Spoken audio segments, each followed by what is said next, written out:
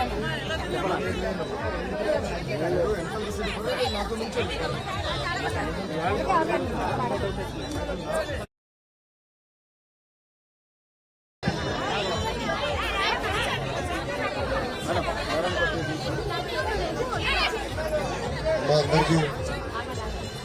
నమస్కారం. మిమ్మల్ని ప్రభుత్వం ఎట్లా వేధిస్తుంది అనేది నేను చూశాను. పాదయాత్రలో అంగన్వాడీ టీచర్స్ సంబంధించిన పెద్దలందరూ కూడా వచ్చి నేను కలుస్తాం జరిగింది. వాళ్ళు నాకు రిప్రజెంటేషన్ కూడా ఇస్తాం జరిగింది. ఇక్కడున్న మిమ్మల్ని అందరినీ ఒకటే ఆలోచించమంటున్నా, 2014 నుంచి 19 మధ్యన మీకు ఏనాడు ఇబ్బంది లేకుండా ఆనాటి ముఖ్యమంత్రి బాబు గారు మీరు ఎప్పుడు వేతనాలు పెంచాలన్నా మీరు రోడ్ ఎక్కుతున్నారంటేనే జియో ఇష్యూ చేశారు. ఎందుకంటే మనందరం ఒక్కరమే, మనందరం ఆంధ్రులమే. మన సమస్యలు మనం పరిష్కరించుకోవాలి తప్ప ఏ తెల్లోడో ఢిల్లీడో చేయరు కదా. మనం కూర్చుని మన సమస్యలు పరిష్కరించుకోవాలి. మీరు సమాజంలో చాలా కీలకమైన పాత్ర వహిస్తున్నారు. నాకు 8 సంవత్సరాలు బాబున్నాడు. బ్రహ్మని ఎప్పుడు చెప్పేది, చిన్నప్పుడు మొదటి 3-4 సంవత్సరాలు కీలకమైన 3-4 సంవత్సరాలు.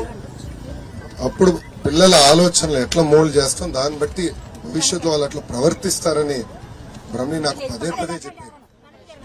అందుకే అంగన్వాడీ టీచర్లకి చాలా కీలకమైన పాత్ర సమాజంలో ఉంది.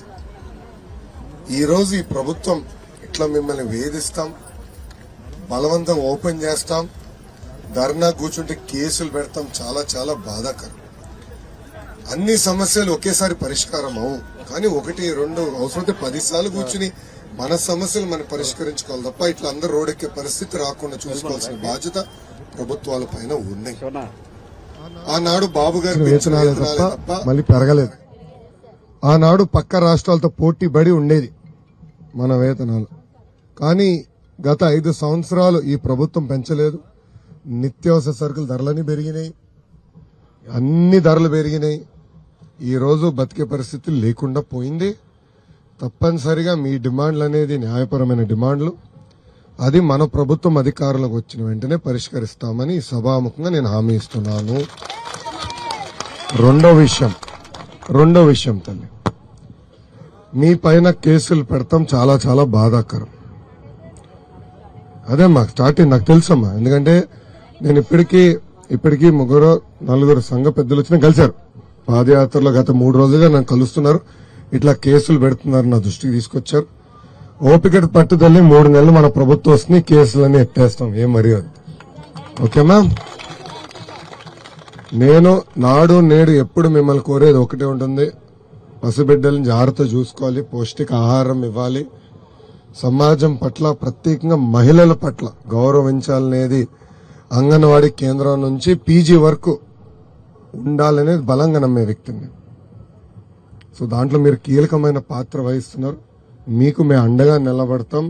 3 నెలల ఓపిక బట్టని మన ప్రభుత్వం వస్తుంది. కూర్చుని మాట్లాడుకుని సమస్యలు మనం పరిష్కరించుకుందాం. ఒక ఉదాహరణమ్మా, నేను మీ సేవ ఐటీ శాఖ కింద ఉండేది. ఆనాడు మీ సేవ ఆపరేటర్లు ఈమెయిల్ పెట్టారు తల్లి నాకు, అన్న మాకు ఈ సమస్యని చెయ్యకపోతే మేము సమ్మకి వెళ్తాం. కానీ ఎందుకే మీకు అయింది, రాండి ఐటీ సెక్రటరీ గారు కూర్చుంటారు, కూర్చుని మన సమస్యలు మనం పరిష్కరిస్తామని 2 రోజులు పరిష్కరించాం. ఇప్పుడు పాపం మీ సేవలు కూడా రోడ్డు మీద పడేశారు. చూడండి ఎంత అన్యాయం.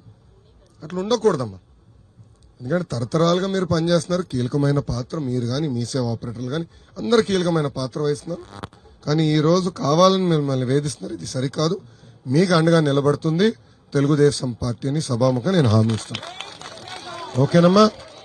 నేను వెళ్ళొస్తాను అమ్మా.